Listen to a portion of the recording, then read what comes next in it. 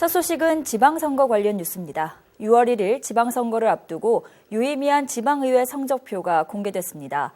관악구 의원들이 3년 반 동안 구정질문과 조례안 발의 등에서 어떤 활동을 했는지 수치로 알 수 있는데요. 살펴보시죠. 구동규 기자가 취재했습니다.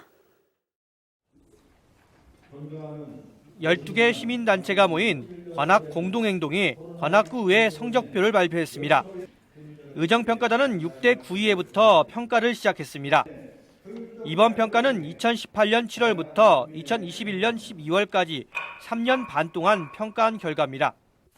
조례안과 구정질문 그리고 행정사무감사 질문의 내용을 분석해 5점부터 1점까지 점수를 매겼습니다. 관악구와 관련된 가장 고급 정보가 저는 구의회에서 다루어진다라고 생각을 해요.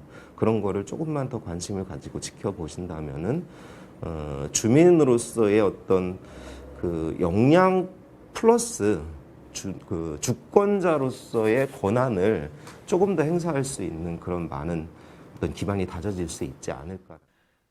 관악구 의회는 평가 기간 동안 총 98건의 조례를 발의했습니다.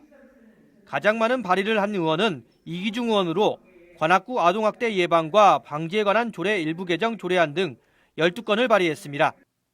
반면 조례 내용을 반영한 결과 하위권 분포 의원이 13명이나 됐습니다. 구정질문은 총 104건이 이뤄졌는데 이 가운데 가장 많은 25건을 이성심 의원이 했습니다. 20% 의원이 높은 평가를 받은 반면 75%가 부진했습니다. 행정사무감사 질문은 756건 가운데 민영진 의원이 92건으로 가장 활발한 활동을 보였습니다. 종합평가 결과 우수 의원으로 이기중, 민영진, 주무열 의원이 선정됐습니다. 젊은 사람이 정치할 때 이런 얘기를 많이 합니다.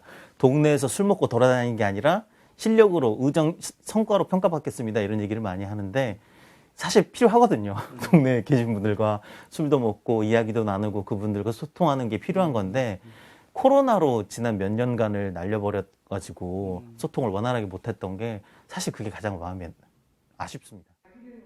관악 공동행동의 관악구 의회 의정활동 평가 결과는 관악 FM SNS 채널에서 확인할 수 있습니다. 의정평가단은 조례 발의나 구정질문 비율이 7대 의회보다 높아졌다고 평가했습니다.